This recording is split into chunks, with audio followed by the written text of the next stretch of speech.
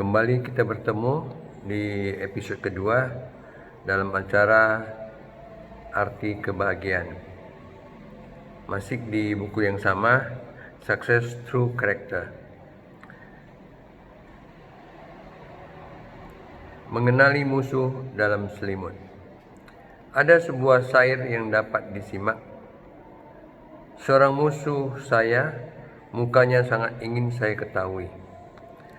Sebab dia terus-menerus mengikuti saya tanpa terlihat.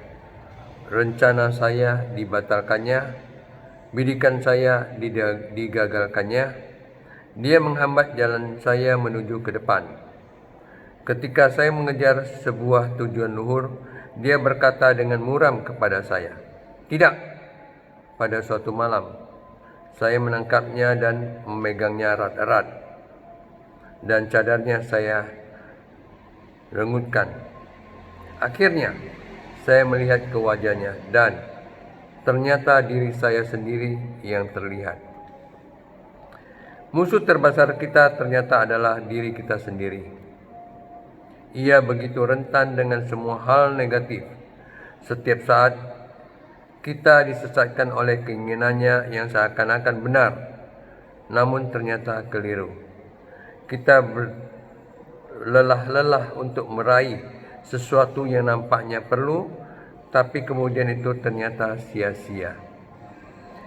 Sikap mawas diri akan menolong kita untuk menyadari semua kecenderungan lahiriah yang sewaktu-waktu timbul. Mengenali setiap motivasi yang terdalam membuat kita sanggup menguji kembali keabsahan cara berpikir dan sikap tindakan kita. Ingat, mengenali setiap motivasi yang terdalam membuat kita sanggup menguji kembali keabsahan cara berpikir dan sikap tindakan kita.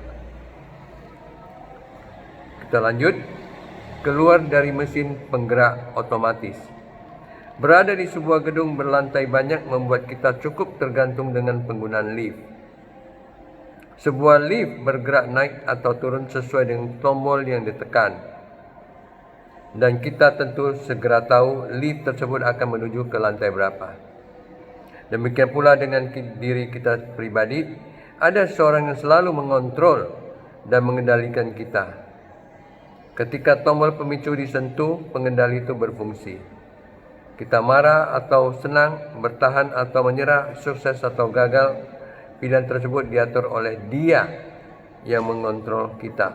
Orang itu adalah diri kita sendiri. Pengalaman dan pilihan sikap di masa lampau akan membangun pola pikir dan pribadi kita saat ini. Memiliki tujuan yang jelas dan sikap konsisten pada komitmen membuat kita mampu untuk menguasai diri, sehingga dapat mengarahkan dan membentuk diri kita sesuai dengan apa yang direncanakan ke depan. Kita lanjut pada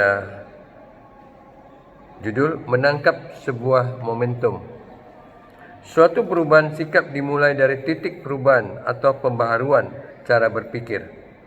Titik awal berarti suatu momen atau waktu tertentu. Berbincang tentang waktu, kita memiliki dua pengertian dalam bahasa Yunani. Kronos artinya dimensi waktu dan kairos artinya momentum waktu. Untuk mengalami terobosan baru dalam pemikiran diperlukan suatu momentum tertentu. Suatu peristiwa, tantangan, kesulitan atau bahkan bencana sekalipun bisa menjadi sebuah peluang untuk mengalami terobosan dalam pembaruan pikiran. Dalam mitologi Yunani, dewa kesempatan digambarkan sebagai seorang pria berkepala botak dan mempunyai sayap pada kakinya. Ia sulit ditemukan dan jarang sekali lewat. Manusia tidak dapat mengejarnya karena ia berlari begitu cepat. Juga tidak bisa ditangkap dari belakang sebab kepalanya botak dan licin di belakang. Satu-satunya kiat menangkap sang dewa kesempatan atau peluang adalah dengan cara menghadangnya dari depan. Mengetahui secara tepat saat kehadirannya dan langsung menyambar rambut di jidatnya. Sedikit saja keraguan membuat kita gagal. untuk menangkap suatu momen. Itu berarti kita hanya membiarkan banyak peristiwa berharga akan berlalu tanpa sebuah makna. Ingat, suatu peristiwa, tantangan, kesulitan atau bahkan bencana sekalipun bisa menjadi sebuah peluang untuk mengalami terobosan dalam pembaharuan pikiran. Sampai di sini pertemuan kita. Kita berjumpa pada episode 3. Selamat sore. Salam.